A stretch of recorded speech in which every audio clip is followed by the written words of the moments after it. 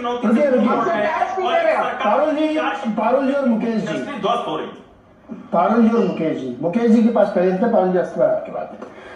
मुकेश त्यागी जी, बॉलीवुड की यही हकीकत है क्या? जिन्होंने उड़ता पंजाब बनाया वो मुंह में दही जमाए हुए हैं। उनको पंजाब में ड्रग्स दिख रहा था, बॉलीवुड में ड्रग्स नहीं दिखा। हो सकता गलत हो, सामने आगे एक ट्वीट ही कर देते। दिन में 3 बार आम आदमी पार्टी के समर्थन में आप जो ट्वीट करते हैं, एक यहां कर देते हैं अपने नव युवा जो उदीयमान कलाकार उनके लिए कर देते हैं कि भाई ये मुझे भी लग रहा है, जांच करा ली जाए। सुबह शाम उठ के जो तमाशा करते थे वो क्यों शांत बैठे हुए? मेरा सवाल तो ये है सिंपल। बड़े बड़े कलाकार जो बहुत बड़े लोग बने हुए हैं फिल्म इंडस्ट्री के, कोई यह बात सामने आके क्यों नहीं कहता कि अगर इतना बड़ा विवाद हो गया है तो कृपया इसकी जांच करके इसको खत्म किया जाए? है तो ठीक है, नहीं तो ठीक है। मुकेश जी, आप तो फिल्मों में काम कर चुके हैं, लेते थे क्या आप भी? माफी के साथ पूछ रहा हूं। नीरज जी, मेरा आपसे दरख्वास्त है कि बिना किसी प्रादुर्भाव के मुझे बोलने दिया। बिल्कुल क्या है कि अपने समय में करेंगे तो जो मेन मुद्दा है, जिस तरह से डाइवर्शनी, देखिए हम लोग सब मास्टर हो गए डाइवर्शनी टैक्टिक्स में। जब आपके ऊपर हिट होता है तब आप उसको किसी डाइवर्शन में ले जाते हैं। जैसे अभी आपने थोड़ी देर पहले ही देखा किस तरह से डाइवर्ट किया जा रहा था मुद्दे को।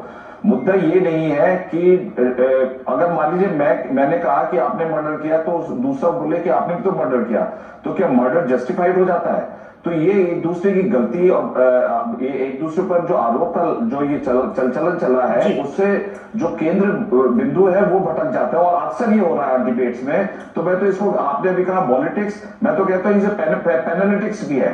तो हर पैनलिस्ट जो है कोई ना कोई एजेंडा लेकर के आकर के उसको बिल्कुल रूथलेसली उसको स्टिक करता है, और चाहे वो गलत को या सही को जस्टिफाई करने में लग जाता है। जैसे ही has been asked to justify, but what has happened is objectivity कहीं ना कहीं खो जाती है। इशू क्या है कि आप अगर ड्रग माफिया को, मैं कह रहा हूं चाहे 1 ग्राम हो, 2 ग्राम हो, 10 ग्राम हो, crime is a crime and crime needs to be eliminated. उसके बारे में ना बात करके हम लोग बात को मुद्दे में ले आते हैं कि भाई उसने उसको ये कह दिया, उसने उसको ये कह दिया, उसने इसके अगेंस्ट अश्लील शब्द उतारिए। बॉलीवुड के अंदर अगर आप देखिए तो 1-2 खेमे नहीं है, कई खेमे हैं नीरज जी।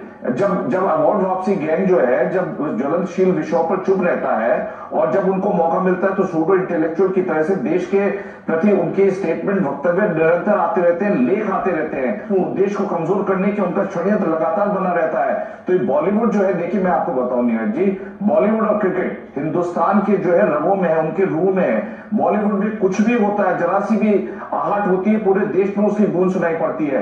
तो मैं ये कहना कि सरगनाओं को पकड़ना चाहिए। समग्र हमारा ड्रग फ्री कंट्री चाहिए हमको। यहाँ पे कानून को भी मजबूत करने की जरूरत है, क्योंकि why not we should have the severest punishment for the drug use और ड्रग, तो वो भी हमारे पास, हमारे यहाँ कमी है उसकी। इस वजह से बहुत से लोग बच जाते हैं क्योंकि उसमें ग्राम से रिलेटेड है। बॉलीवुड के अंदर अगर है तो बॉलीवुड को क्लीन होना चाहिए, क्योंकि उसमें 4 से 5 हजार बच्चे डेली बॉम्बे आते हैं अपने मुस्तकबिल को इस्तेमाल करने के लिए, अंजाम के लिए। उनके पास पैसे नहीं होते, और एक बार ड्रग की लानत आपको पड़ गई तो आप उससे निकलना बहुत मुश्किल हो जाता है। तो मैं ये समझता हूं कि जो भी व्यक्ति अगर ड्रग के खिलाफ एक शब्द भी उठा रहा है, चाहे वो जया जी हो चाहे कोई हो, देखिए इसमें पार्लियामेंट में 105 क्लॉज 2 में लिखा है कि 900 ऐसे वर्ड हैं जो आप यूज नहीं कर सकते हैं। तो जब उन्होंने इस प्रकार के वक्तव्य का इस्तेमाल किया कि जिसकी थाली में छेद, वो अपने ही सांसद के ऊपर चीटाकशी कर रहे हैं, फिर वो बॉलीवुड के हैं, तो ये राजनीतिक जो लड़ाई जो हो जाती है वो मुद्दे को भटकाने के लिए होती है, और मुद्दा जो है कहीं ना कहीं घूम फिर करके खो जाता है। अब आप देखिए कि वधावन ब्रदर्स को क्या एक्शन लिया, जरा मुझे बताइए। तो जिसकी सरकार होती है उसमें गंभीरता अगर नहीं है, मुकेश जी अगर बचपने की तरह से प्रतिशोध की राजनीति करने लगेगा तो उसका असर पूरे देश पर आएगा। ठीक मुकेश जी, अब मैं